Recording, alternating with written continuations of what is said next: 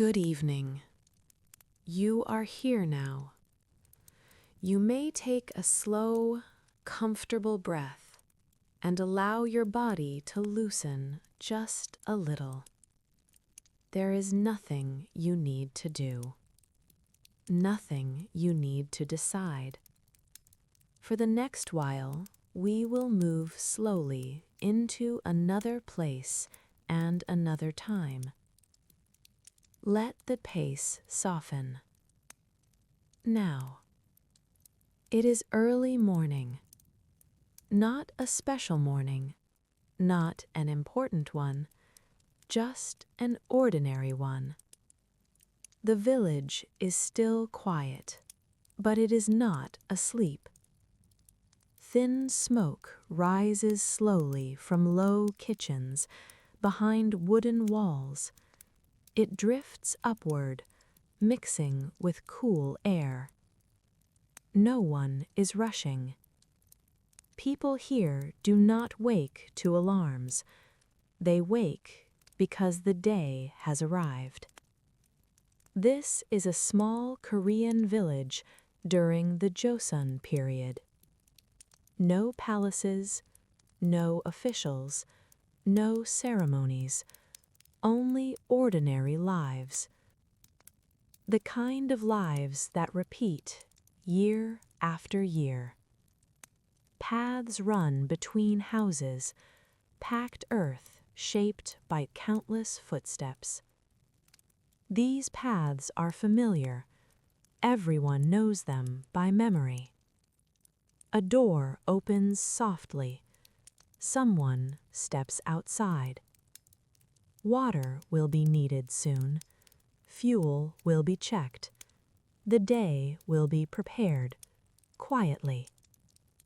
This village exists not to impress, but to endure. Life here does not begin with questions. It begins with routine. People already know what must be done. The year is not felt as a number. It is felt as a cycle. Cold and heat, rain and dryness, work and rest. Everything moves in circles. A year is not something that passes. It is something that returns. The people of this village do not expect change. They expect repetition. That is how survival works here. Children do not wake separately from adults. They rise into the same rhythm. Older family members move more slowly, but they move first. Experience leads. No one needs to speak much. Tasks are understood. The village breathes together. From one yard, the soft sound of fire being adjusted. From another, the scrape of a wooden door. The day is starting, piece by piece. There is no feeling of possibility. There is a feeling of responsibility. This land does not forgive mistakes easily. Winter is cold. Summer is heavy with rain. If something is not prepared in time, it will be paid for later. So people prepare early, quietly. The houses are simple: earth walls, wooden frames, straw roofs. Nothing here is permanent. Every year, something breaks. Every year, something must be repaired. This is expected. A house is not a finished thing. It is an ongoing task.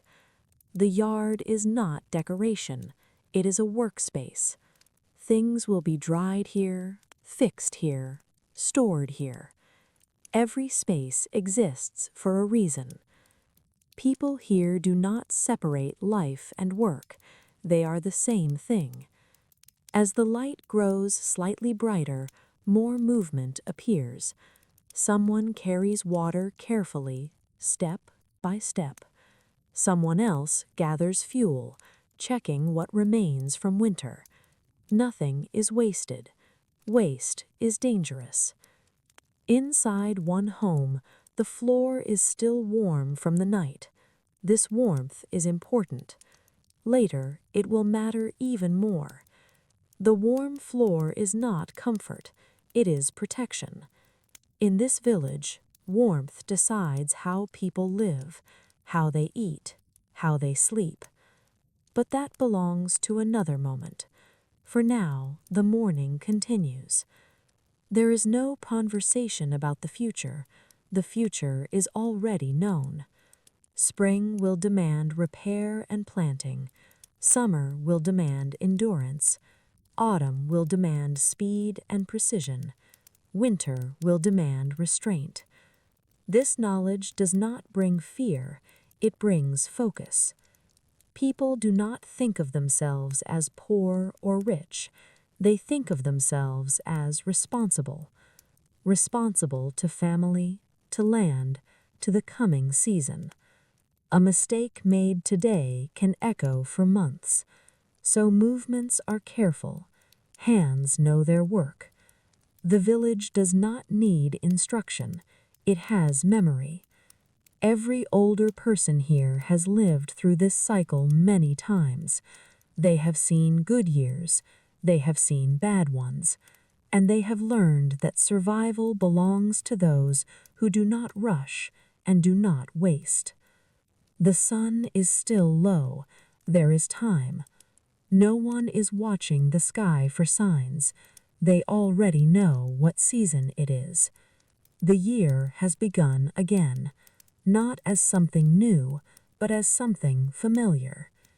And as the village continues to wake, step by step, breath by breath, we will remain here, moving slowly, watching how ordinary people prepare themselves to live through another year, one careful day at a time. Take another slow breath. There is no need to hurry.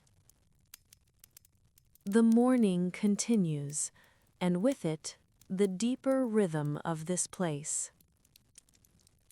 To understand how people live here, you must first understand what controls their lives. It is not a ruler, not a law. It is the land and the weather that moves across it. Korea is a mountainous country. Flat land is rare. Fields are precious. Every patch of usable earth matters because it feeds a family or it does not. Villages are placed carefully, near water, near fields, near slopes that can be worked. Nothing is accidental. Here, life is not planned by the calendar on a wall. It is planned by the seasons. People do not ask, "What month is it?" They ask, "What must be done now?" The year begins to make itself felt long before the first seeds are planted. Winter leaves marks behind, cracked walls, loose roof straw, worn tools. Spring is not gentle here. Spring is work. But before that, there is memory. People remember how last year ended. Was the harvest enough? Did the rains come too late? Did the cold last too long? These memories shape decisions, quietly. In Joseon, Korea, summer is wet. Rain arrives heavily, sometimes suddenly. Too much water can ruin fields. Too little can do the same. So channels are cleared, paths are raised, roofs are checked again and again. This is not anxiety, it is habit. People do not fight the weather, they prepare for it. Autumn is short. There is a narrow window to bring everything in from the fields. If that window is missed, there is no second chance. Winter is cold, not dramatically, but persistently. Cold seeps into walls, into bones, into stored food. Fuel becomes life, and because of this, every season depends on the one before it. Nothing stands alone. If spring is careless, summer is harder. If summer is wasteful, autumn is dangerous. If autumn is rushed or delayed, winter becomes cruel. This chain is understood by everyone. Even children sense it. They may not know words like climate or agriculture, but they know when work becomes urgent and when it slows. They feel the year in their bodies. In this village, time is circular. People do not speak of progress. They speak of preparation. They ask questions like, do we have enough? Is this repaired? Will this last until spring? The land answers honestly. It gives only what it is given. This creates a certain way of thinking. People do not chase opportunity. They reduce risk. They choose reliability over speed. They avoid excess. A good year is not an exciting one. It is a quiet one where nothing goes wrong. The land does not reward boldness. It rewards attention. Small actions, repeated daily, matter more than large efforts made once. This is why life here feels steady, almost slow, not because people lack energy, but because they understand timing. You do not rush when rushing causes mistakes. You do not delay when delay costs survival. The village moves together because the land demands cooperation. Fields are shared in rhythm. Water is managed collectively. If one household fails, others feel it too. So people watch one another, not to judge, but to maintain balance. This is how community forms, not from emotion, but from necessity. As the sun climbs higher now, the shape of the year is already present, even in this quiet morning. The land has spoken, the season is known, and the village, without discussion, adjusts itself. In the next part, we will move closer into the village itself, not the fields, but the spaces between homes, the paths, the yards, and the quiet design of a place built not to be beautiful, but to work. For now, let the idea of the year settle gently. A year not as time passing, but as responsibility returning, again and again. Take a slow breath and let the morning continue. Now we move closer, not to a single house, but to the village itself. From above, this place might seem simple. a cluster of homes, a few narrow paths, fields nearby. But nothing here is random. Every space exists for a reason. The village is built to work. Paths run between homes, packed earth, shaped by years of use. They are not wide. They do not invite wandering. They connect necessities. Home to well, home to yard, yard to field. These paths remember footsteps. People walk them every day, often at the same hours, often in the same order. Movement here is predictable, and that predictability creates calm. Each house is surrounded by a small yard. This yard is not decoration. It is the center of daily labor. Things are dried here. Tools are repaired here. Grain is sorted here. In spring, the yard fills with preparation. In summer, it fills with dampness and movement. In autumn, it fills with harvest. In winter, it grows quiet. The yard changes with the year. Neighbors live close, close enough to hear footsteps, close enough to notice absence. This closeness creates a kind of order. If someone is sick, it is known. If someone is not working, it is noticed. This is not surveillance, it is shared awareness.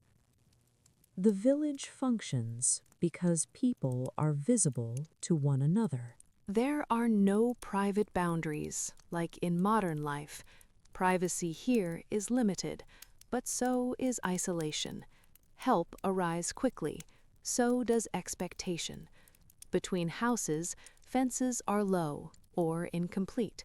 They mark space, but they do not hide it. Life flows outward.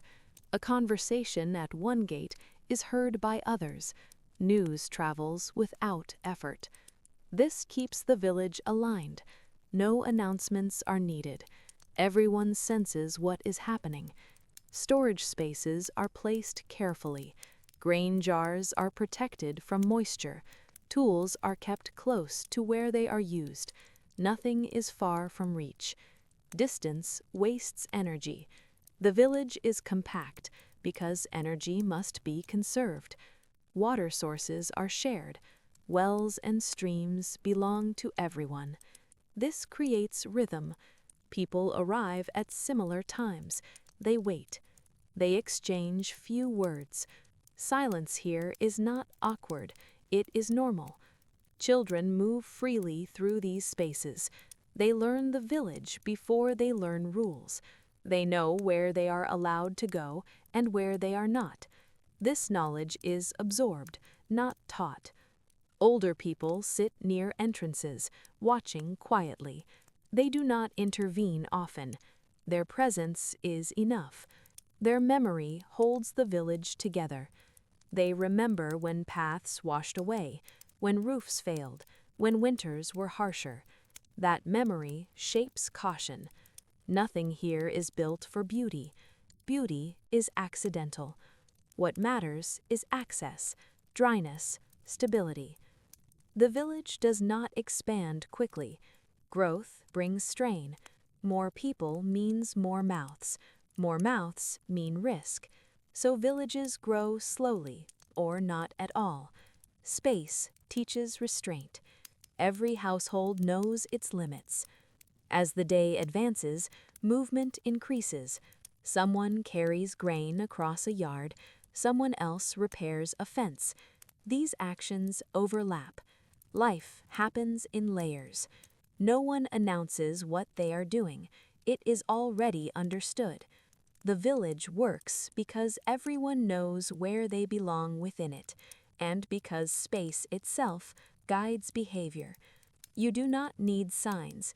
You do not need rules posted on walls. The layout teaches you where to walk, where to stop, where to work. And as the morning settles fully into day, the village feels awake, not loudly, not suddenly, but steadily. In the next part, we will step inside one home, not a wealthy one, not an exceptional one, but the home of an ordinary family, to see how shelter itself becomes a tool for survival. For now, let this quiet organization of space rest in your thoughts, paths that remember footsteps, yards that hold the year, as ordinary life continues without announcement. Take another gentle breath and step inside. The doorway is low. You enter slightly bent forward. This house is not meant to impress. It is meant to hold. This is a choga, a poor family home with a straw roof. The walls are made of earth and wood. They breathe with the weather. In summer, they absorb moisture. In winter, they release cold. Nothing here is sealed perfectly. That is expected. The house is small. There are no separate rooms for comfort, only spaces for function. What matters is not how it looks, but how it survives the year. The floor is hard. Later, it will be warm. For now, it is cool under bare feet. The roof above is thick with straw. It keeps out rain most of the time. Every year, parts of it must be replaced. Straw rots. Wind loosens it. Snow presses it down. A roof is never finished. It is checked, patched, checked again. The walls show marks of past seasons, small cracks from winter cold, smooth places where hands have pressed wet earth to seal them. Repair is not an event. It is routine. This house survives because someone always remembers what needs attention. Inside, there is very little furniture. A few low objects, storage baskets, clay jars. Space must remain open. During the day, this room is for movement. At night, it becomes a place to sleep. Nothing stays fixed. Life here is flexible. This flexibility is not comfort, it is necessity. If a storm damages the roof, the family responds immediately. If rain seeps through a wall, it is sealed before night. Delay is dangerous. This is why people here notice small changes, a new sound in the wind, a damp smell after rain, a colder draft in one corner. The house speaks quietly. People listen.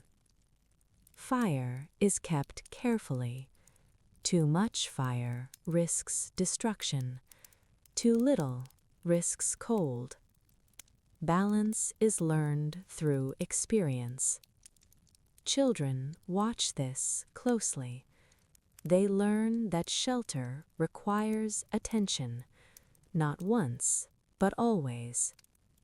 The house does not protect by itself. It must be maintained.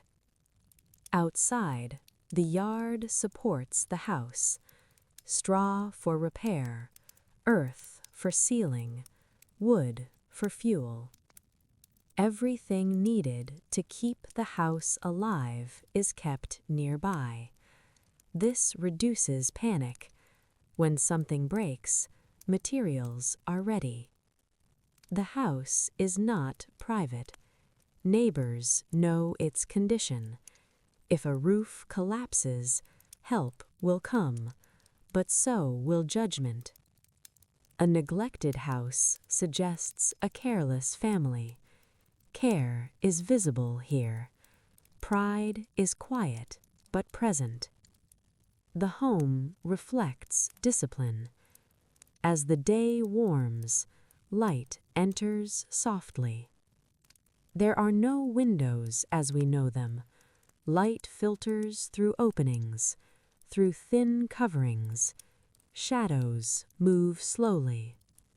The house is calm, not because nothing happens, but because everything happens here. Eating, resting, repairing, sleeping. This one space holds it all. And as the family moves through it, their movements are practiced. Nothing is rushed. They have done this before, many times. In the next part, we will feel what truly defines life inside this home, the warmth beneath the floor, the system that shapes how people sit, how they eat, and how they survive winter.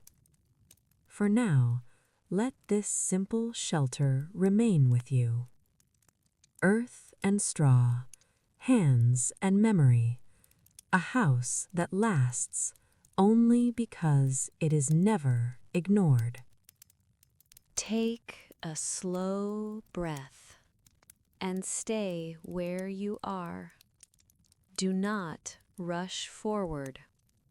Now we notice something that cannot be seen at first, the warmth. Beneath the floor, stone channels run carefully. Smoke from the kitchen fire travels through them, slowly, patiently. This is ondol. It does not shout. It does not glow. It works quietly, all night, all winter. In this house, heat does not rise. It spreads outward, along the floor. This changes how people live. Here, people do not sit on chairs. They sit close to the ground. They eat on the floor. They rest on the floor. They sleep on the floor. The body stays low. Movements are slower. Life becomes calmer without intention. In winter, the warm floor is the center of the house. People gather where it is warmest. Elders first, children close. No one needs to say this aloud. The floor decides. Food is brought here. Work is done here when possible. The house contracts inward. Rooms that are cold are avoided. Space becomes smaller. This is not discomfort. It is strategy. Fuel is valuable. Wood is carried carefully, stored carefully, used carefully. Fire is watched constantly. Too much fire wastes fuel. Too little invites cold. The family learns this balance over many winters. The warmth beneath the floor changes time itself. Evenings become quieter. People settle earlier. Conversation slows. Voices soften. There is no reason to move once warmth is found. Sleep comes naturally, not because people are tired only, but because the environment encourages rest. Children grow up knowing this feeling. They associate warmth with safety, with family, with stillness. Ondol teaches patience. It does not heat instantly. It takes time. The fire must be lit early. The floor warms slowly. This teaches planning. You prepare for warmth before you need it. The same lesson repeats everywhere in life. Prepare early. Move calmly. Do not wait until the last moment. In summer, ondol rests. The floor cools. Life shifts outward, but its presence is still felt. The house remembers heat. The layout remains the same. People still sit low, still move gently. The body remembers winter. This system shapes posture, gesture, daily rhythm. It is not decoration. It is not comfort. It is survival, refined over generations. As night deepens, the fire quiets. The floor holds warmth long after the flame is gone. People lie down, close together. Breathing slows. Outside, the cold presses against walls and straw. Inside, the warmth remains. The house feels alive, not because it moves, but because it holds. And in this quiet heat, the village rests. Tomorrow will come. Work will return. But for now, the floor is warm, the body is still, and the year continues, one quiet night at a time. Take another slow breath and remain here. The warmth under the floor lingers, and with it the shape of family life. In this village, family is not only affection, it is structure. Every person belongs to a place within the household. This place is not chosen, it is inherited. Age comes first. Those who are older stand closer to authority. They speak less, but their words carry weight. Younger members listen. They watch. They adjust. This order is not discussed. It is understood. From early childhood, people learn how to move around one another. Who eats first? Who sits closest to warmth? Who speaks when decisions are made? No one explains these rules in detail. They are learned through repetition. Men and women share labor, but not in the same way. Men work the fields, repair structures, handle tasks that require distance from home. Women manage the inner rhythm: food, storage, clothing, fuel. This work does not pause. Even when fields are quiet, the household continues. Children do not wait to be taught responsibility. They are included early.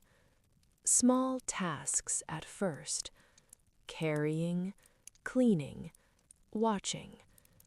As they grow, their duties grow with them. Work is not a punishment. It is belonging. To work means to be part of the household. Discipline is quiet. There is little shouting, little explanation. Correction happens through example: a look, a pause, a repeated instruction. Shame is more powerful than force. No one wants to disrupt the order of the home. A disrupted household draws attention. Attention brings pressure, so families regulate themselves carefully. Respect is shown through behavior, not words. A younger person stands when an elder enters. Food is offered without being asked.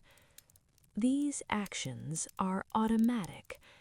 They keep the household smooth. Conflict is managed quietly. Arguments do not spill outward.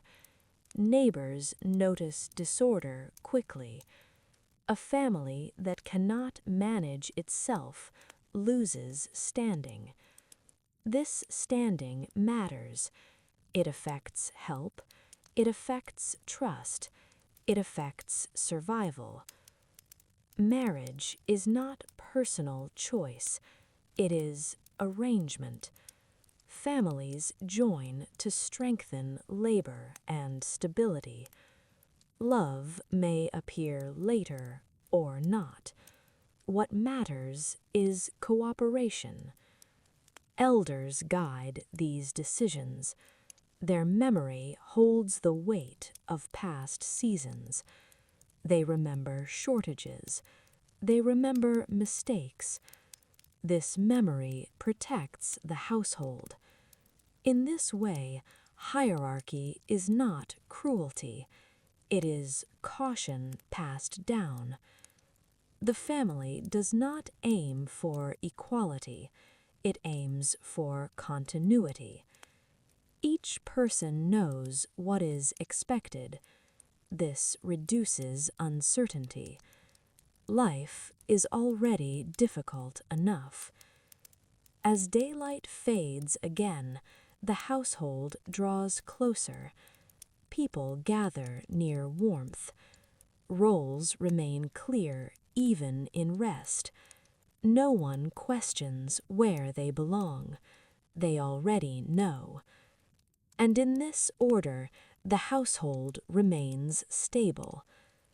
In the next part, we will follow this family through a full ordinary day, from first movement at dawn to stillness at night, to see how repetition itself becomes the foundation of life. For now, let this quiet structure rest in your thoughts, a family moving together, not through choice, but through long practice, as the year continues to turn.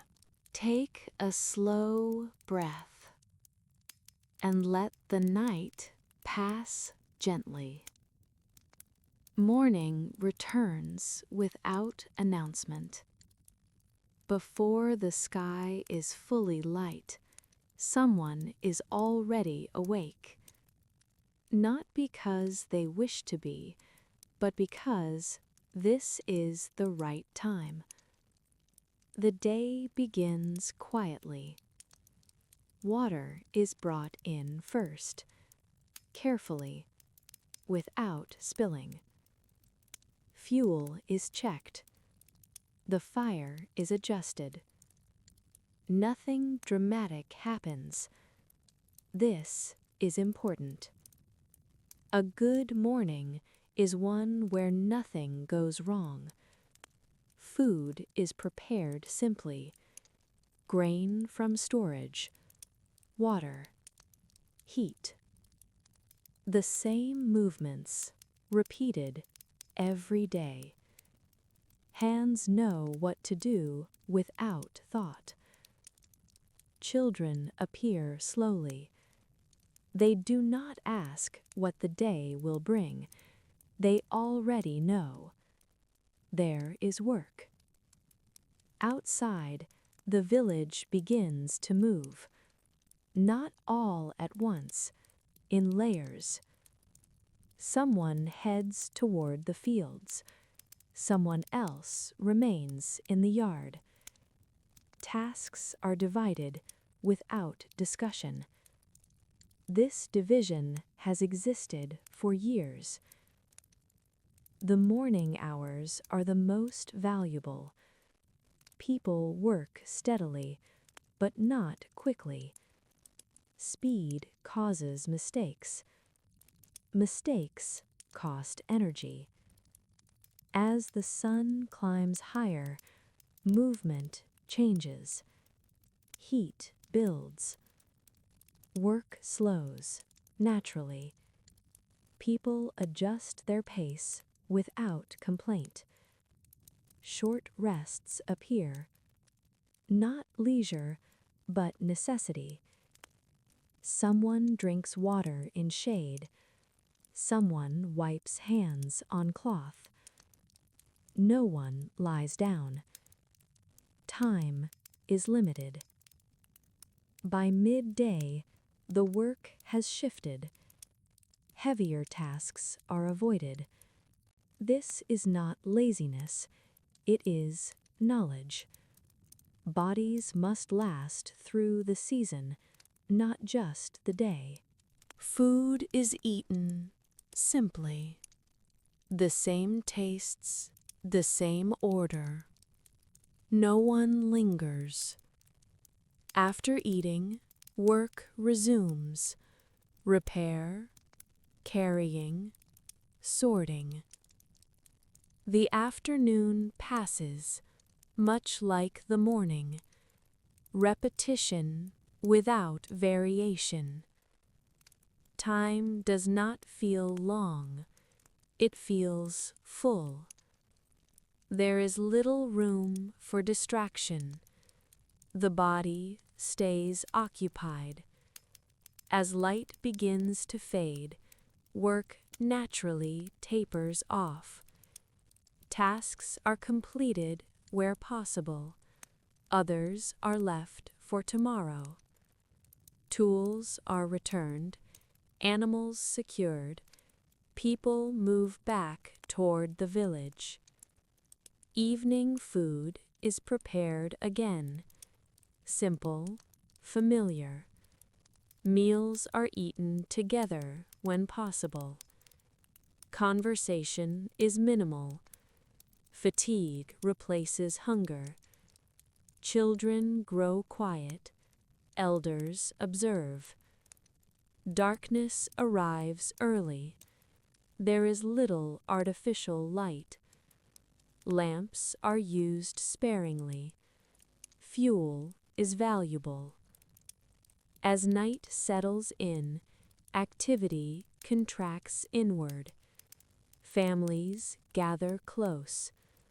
Sleep comes quickly for most, not from boredom, from exhaustion. This day does not feel special. It is not meant to. It repeats, again and again. There are small variations, weather, season, occasional visits from officials, but the structure remains, and because of this, life feels stable. In the next part, we will follow the village as the seasons begin to change, starting with spring, when preparation becomes urgent and the year truly begins to move. For now, let this ordinary day settle gently, a full day completed quietly, as the cycle continues. Take another gentle breath and feel the air change. Winter has released its grip, not suddenly, not kindly, but enough. Spring arrives here not as relief, but as responsibility. The village does not celebrate its arrival, it responds to it. Cold damage is checked first. Roofs are examined, walls are touched and pressed. Tools are lifted, tested, repaired. Winter leaves behind many small failures. If they are ignored now, they will grow larger later. Spring is the season when mistakes from the past must be corrected. The yard fills with activity. Straw is replaced where it thinned. Earth is mixed with water and pressed into cracks. Nothing here is rushed, but nothing is delayed. Fields wait. The soil has changed. It must be turned, aired, prepared. People know the right moment. Too early, and the ground resists. Too late, and the season slips away. This timing is not written anywhere. It is learned through years of watching. Children follow adults to the fields. They carry small loads. They observe larger movements. No one explains much. The land teaches directly. Seeds are handled carefully. They represent not hope, but calculation. How much can be spared? How much must be kept? Nothing is planted casually.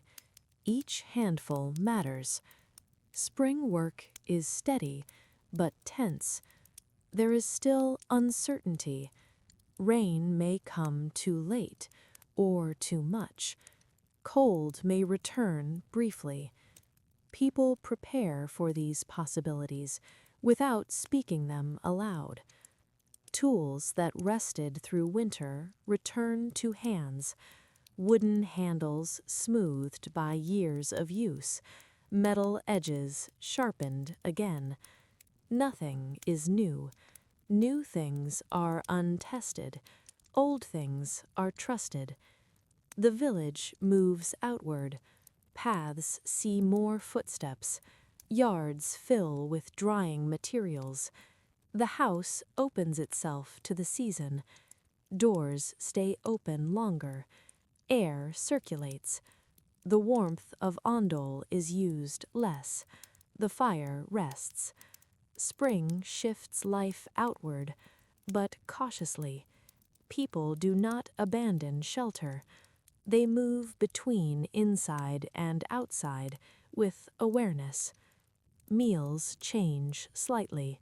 Stored food is still used, but fresh greens begin to appear. Not abundance, just variation, enough to remind people that the land is active again. Evenings remain cool. People still gather close at night. Spring does not erase winter quickly. It replaces it slowly. This slow change keeps people attentive. They do not relax yet. there is too much ahead. Planting is not celebration, it is commitment. Once seeds are placed, the year cannot be paused. Everything that follows depends on this moment, so movements are careful, hands steady, voices low. As days pass, the village settles into this spring rhythm. Repair, prepare, plant, again and again. In the next part, we will stay with the fields as the season deepens, when summer arrives with rain, heat, and new challenges, and when endurance becomes more important than speed. For now, let spring rest gently in your thoughts, not as promise, but as work beginning, quietly, patiently, as the year continues to turn. Take a slow breath and remain steady. Spring has passed its moment. Now the air grows heavier. Summer arrives, not with clarity, but with moisture.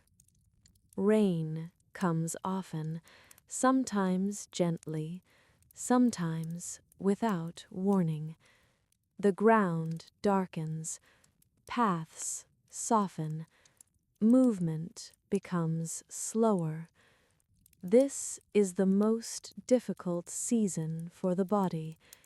Heat presses down, humidity clings, clothing sticks to skin, tools feel heavier in the hands. Work does not stop, it cannot. Fields require attention. Water must be guided, not allowed to wander. Channels are cleared again and again. If water stays too long, roots rot. If it leaves too quickly, growth weakens. Balance becomes constant effort. People work in shorter stretches. They move early, rest briefly, then return. This is not choice, it is necessity. The body must last through the season. Insects appear everywhere. They bite. They gather near water. They follow sweat. No one complains. This is expected. Homes are tested now. Roofs are checked after each heavy rain. Leaks appear suddenly. A drip today becomes damage tomorrow. So repairs are made quickly. Straw is pressed back into place. Clay is reapplied. The yard becomes muddy. Things that were clean in spring now require constant attention. Nothing stays dry for long. Food spoils faster. Storage is watched closely. Containers are sealed carefully. Waste attracts problems. Cleanliness becomes survival. Children are kept closer to home. Water is dangerous now. Flooded ditches, slippery paths. They are watched without words. Everyone understands the risk. Evenings bring little relief. The air remains thick. Ondol is unused now. The floor stays cool. People spread out more, seeking airflow. Doors remain open. Night insects fill the darkness with sound.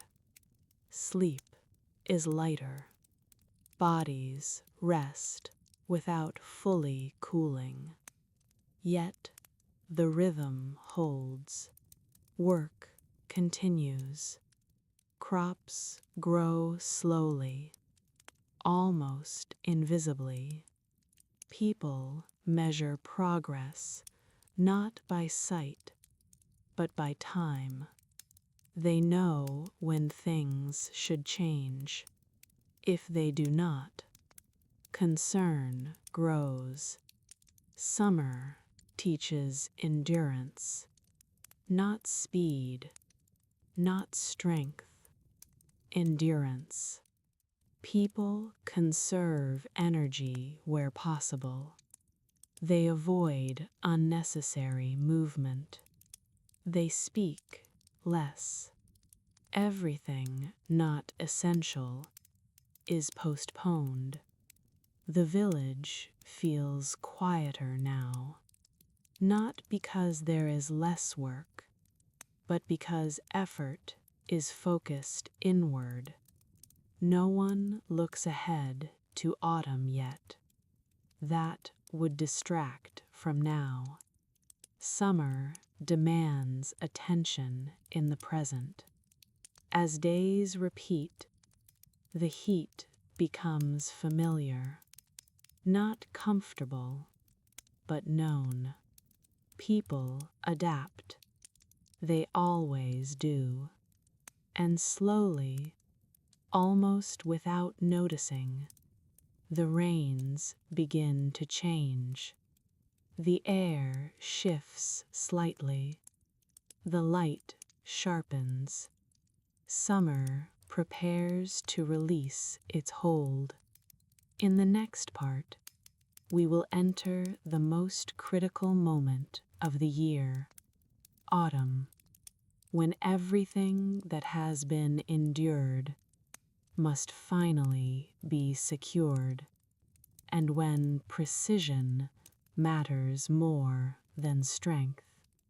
For now, let the sound of rain settle softly, the heavy air, the slow movement, as endurance carries the village through another summer day.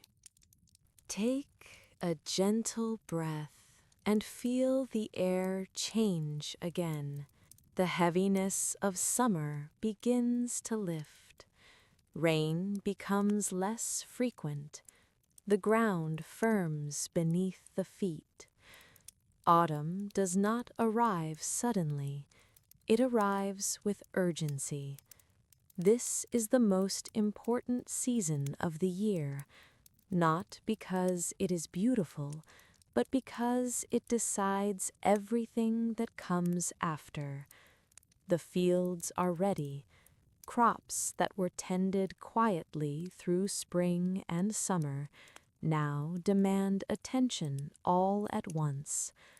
There is a narrow window. Too early, and the harvest is weak. Too late, and it can be lost. People feel this pressure immediately. Movements become faster, but not careless. Speed now must be precise. The village wakes earlier. More hands move toward the fields. Children carry smaller loads. Elders supervise. Everyone participates. There is no celebration in this moment, only focus. Grain is cut carefully, bundled tightly, carried back to the village. Nothing is left exposed. Weather can still turn. A sudden rain can ruin days of work. So harvest does not pause. It continues until the light fades. Yards fill with activity. Crops are spread out to dry, turned regularly, watched closely. This is delicate work. Too much moisture invites rot. Too much sun cracks grain. People know the balance. They have done this many times. Storage spaces are prepared in advance. Jars cleaned. Baskets repaired. Floors cleared. Everything has a place. Confusion here wastes time. As grain moves from field to yard, from yard to storage, the village feels tense but controlled. There is little talking. Voices distract. Eyes remain on hands, on bundles, on the sky. This is not joy. It is relief slowly forming. Each load secured reduces risk. Each container sealed pushes hunger further away. Evenings are longer now. The air cools. Bodies ache more noticeably. But no one stops early. Autumn does not allow delay. Meals are eaten quickly, often standing. Sleep comes later. The day stretches. As harvest nears completion, movement shifts again, from urgency to checking. Everything is counted, estimated, compared to past years. Is it enough? That question hangs quietly in every home. No one answers it aloud. Only time will. But preparation continues. Autumn does not end with harvest. It ends when food is secured. In the next part, we will remain in this season a little longer, to witness one of the most important collective efforts in village life, the preparation for winter food, known not as tradition, but as survival. For now, let this careful urgency rest in your thoughts, hands moving quickly, grain drying in open air, a season that allows no mistakes as the year moves forward. Take a slow breath and remain here a little longer. Autumn has not finished its work yet. The harvest may be secured, but winter is still ahead. Now begins one of the most important tasks of the year. Not a celebration, not a ritual. Preparation. This is kimjang. Vegetables are brought into the yard. Large piles form slowly. Nothing here is decorative. Every movement has purpose. Cabbages are washed carefully. Salt is measured. Water is carried again and again. Hands grow cold. No one complains. This work is done together, not because it is joyful, but because it is heavy. Families work side by side. Neighbors assist when needed. This cooperation is practical. Everyone understands what is at stake. Kimjang is not about taste, it is about time. Food must last when fields are empty and snow covers the ground. Vegetables are cut, salted, left to rest. This waiting is part of the process. Too short and the food spoils. Too long and it becomes unusable. Experience guides hands. Nothing is written down. Older family members watch closely. They correct silently. A look, a small adjustment. Children observe. They learn without instruction. This knowledge is passed down not through words, but through movement. Once prepared, the vegetables are placed into large clay jars. These jars are heavy. They are handled with care. They are sealed tightly. Air is the enemy now. The jars are moved to their place, sometimes buried part way in the ground, sometimes stored together in a protected area. Location matters. Too warm and fermentation fails. Too cold and it stops. This balance is known. Kimjong fills the village with quiet activity. The yard is crowded. The air smells sharp and fresh. This smell will return all winter. It becomes familiar, comforting. Food is no longer just food, it is security. Once the jars are sealed, people feel a shift, not relief, but readiness. Winter is still dangerous, but now there is something to face it with. Meals during winter will be simple, repeated, but they will exist. This is enough. As evening comes, the yard slowly clears.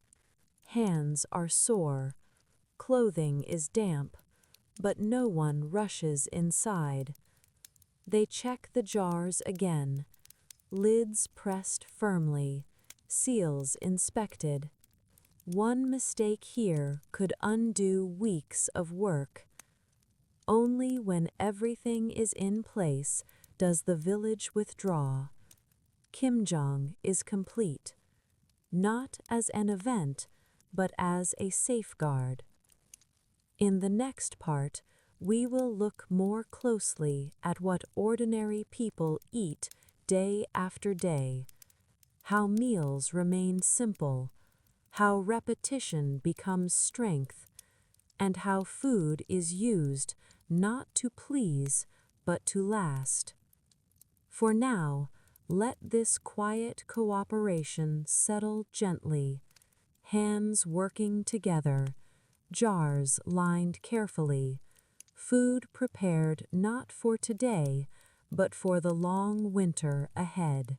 Take another slow breath and let the work fade for a moment.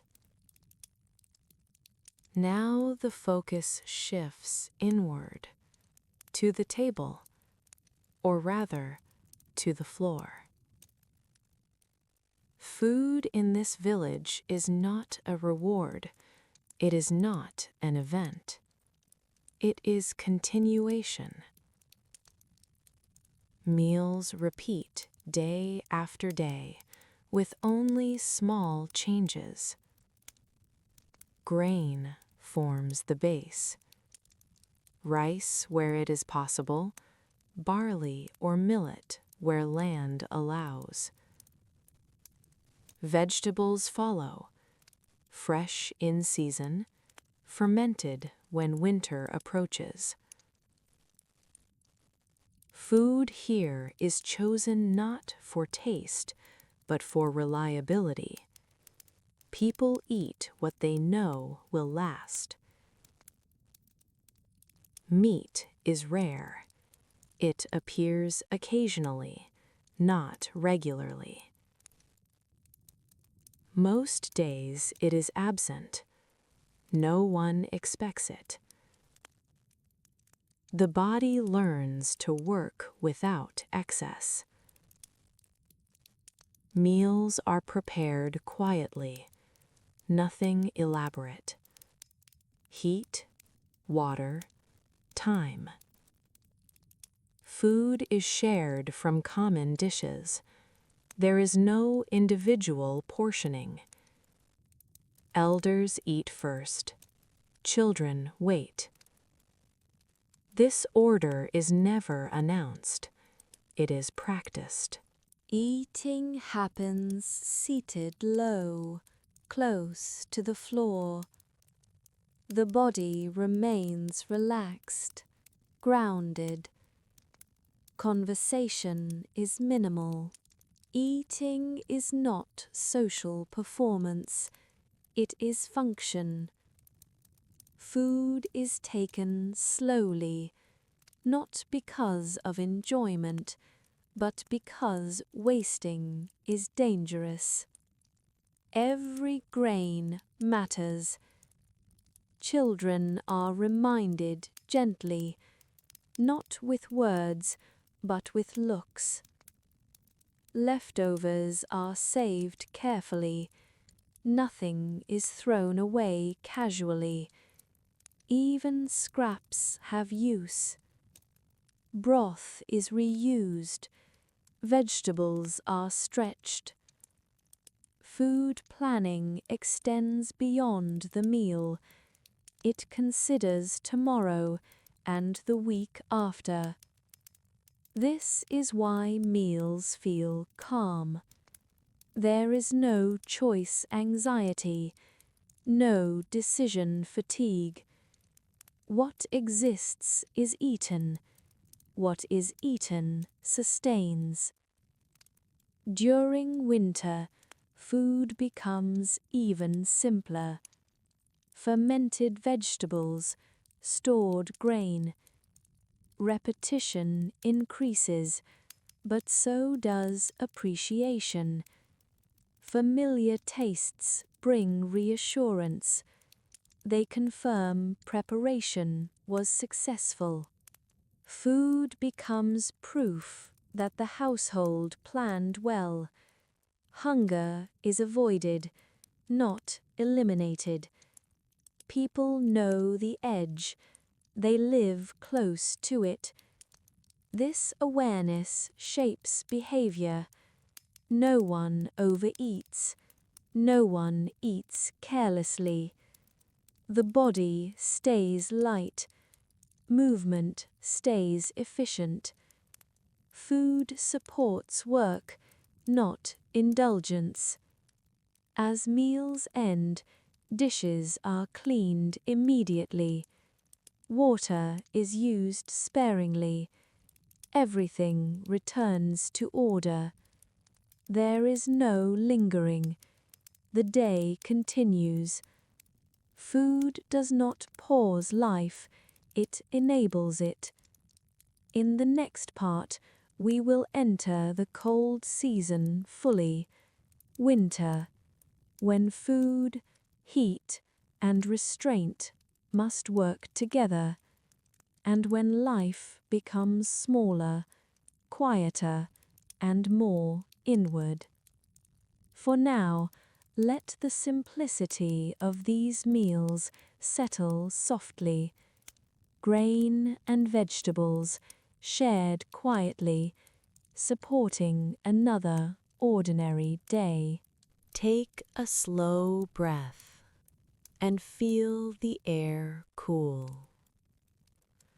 Winter has arrived, not suddenly, but completely.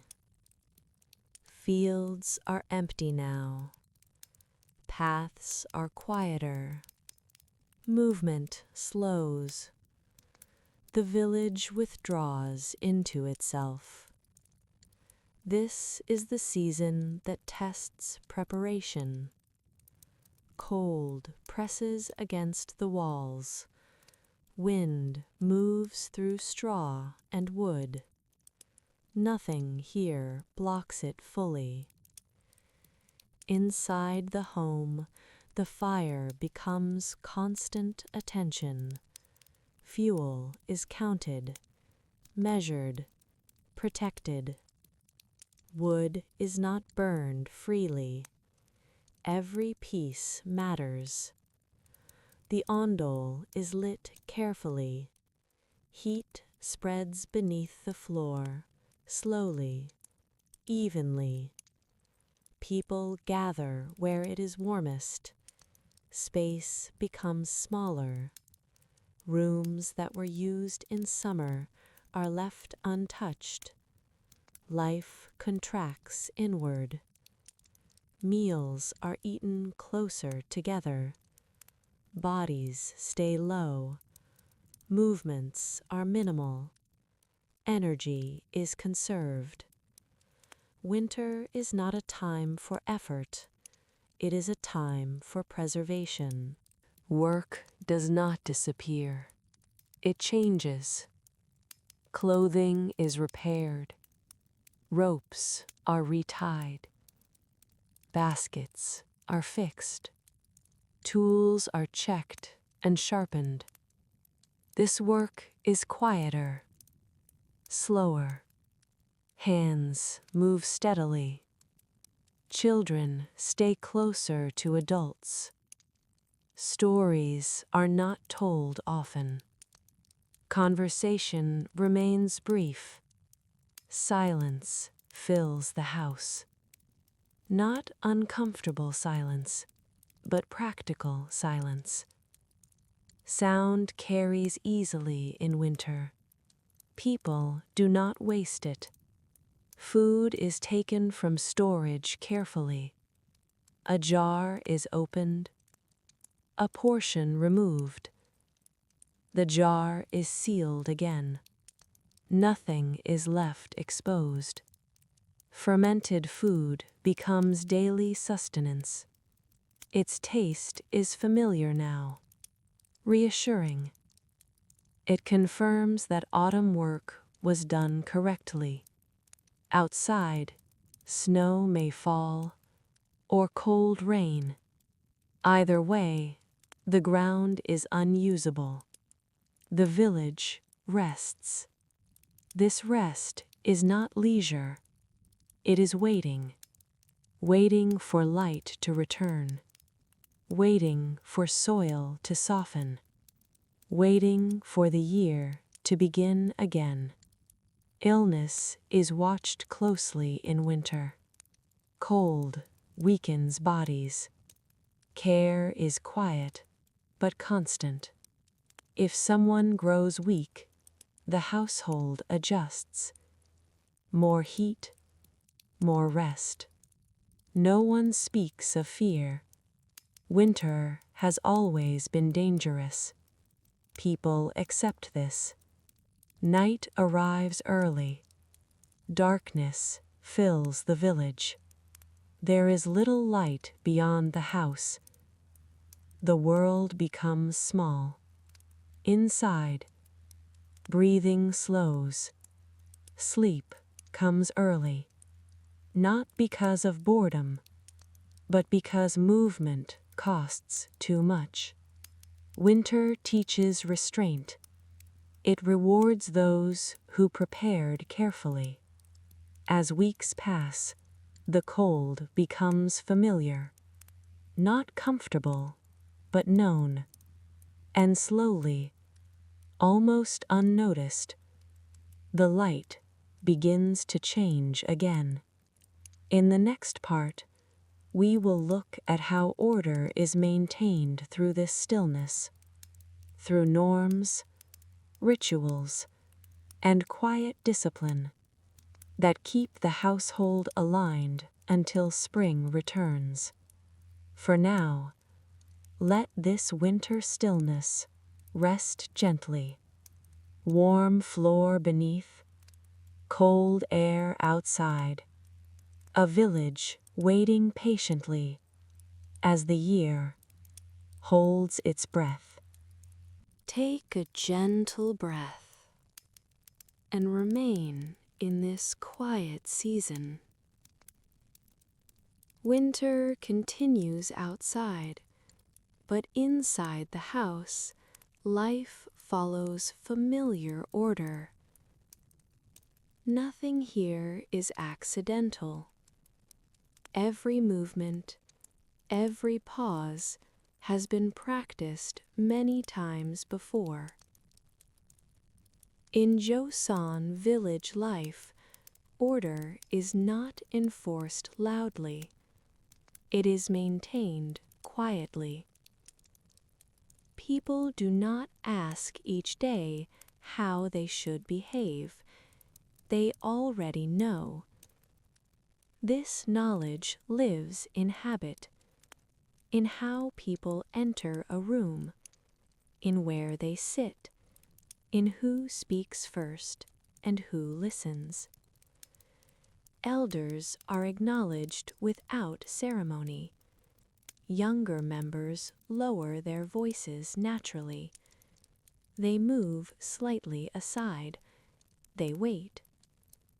No one announces authority. It is visible. Rituals exist, but they are not dramatic. They do not interrupt daily life. They follow it. Ancestral remembrance is done calmly. Offerings are simple, movements precise. There is no emotion demanded, only correctness. Ritual here is not about belief, it is about alignment. It reminds each person of their position within the family, who came before, who comes after. This continuity matters more than expression. Children observe these moments closely. They are not instructed with speeches. They learn by copying. They learn when to bow, where to stand, when to remain silent. Mistakes are corrected gently but firmly. Order must hold. This discipline is not cruelty, it is protection. A household that follows norms avoids conflict. Conflict draws attention. Attention invites pressure from outside the village. So families regulate themselves. Disagreements are settled quietly. Voices stay low. Nothing is allowed to spill outward. The village depends on this restraint. Everyone understands that stability is fragile. One disruption can spread. This is why behavior is controlled, not out of fear alone, but out of responsibility. Ritual also marks time. Certain days require acknowledgement, not celebration, but recognition. The year turns, seasons pass, people pause briefly, then return to work. Nothing lingers too long. Life does not stop for ritual. Ritual supports life. Even during winter, when movement is limited, order continues. The household wakes, eats, rests, and sleeps in predictable patterns. This predictability calms the mind. There are fewer decisions to make, fewer uncertainties. In a world shaped by weather and scarcity, this is valuable. People do not seek meaning through change. They find meaning in continuity, in doing things correctly again and again. As winter slowly loosens its hold, these norms remain steady. They do not change with the season. They hold the village together when nothing else can. In the final part, we will step back gently and look at the year as a whole, not as a story with an ending, but as a circle, a life that continues because it repeats. For now, let this quiet discipline rest softly, order without noise, ritual without spectacle, a village held together by habit, memory, and care. Take a slow breath and allow everything to soften.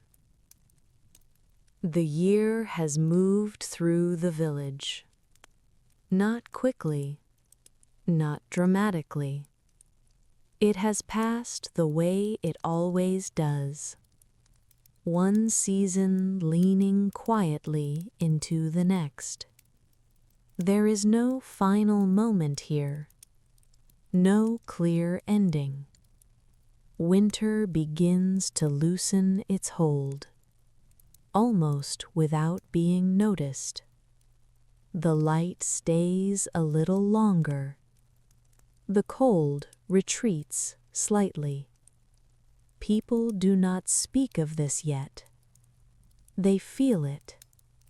The village has survived another year. Not because anything extraordinary happened, but because nothing failed. The roof held. The food lasted. The fire was enough. That is success here. Children have grown a little taller. Elders have grown a little quieter. The household remains. This is what matters. No one reflects on the year as a story. There is no summary, no judgment. Life here is not measured that way. It is measured in readiness. Are the tools still usable? Is there fuel left? Can planting begin soon? The future is not imagined. It is prepared for. As the ground slowly begins to change again, repair will return. Seeds will be counted. Hands will return to the soil. The same movements will repeat. Not because people lack imagination, but because repetition keeps them alive. This village does not seek progress. It seeks balance. It seeks to remain. And that is how it has endured through countless years, through cold and heat, through rain and drought, through quiet days that never enter history books. Ordinary people do not leave monuments behind. They leave continuity. They leave systems that work. They leave knowledge stored in hands, not in words. This year ends the same way it began, without announcement, without ceremony. Night settles again over the village. The floor is warm. The house is still. Breathing slows. Outside, the land waits. It always does. And soon, the cycle will begin again. Spring will return. Work will return. Life will continue, quietly, steadily, just as it always has. You may rest now and let this rhythm remain behind. A year that never truly ends, only repeats softly through time.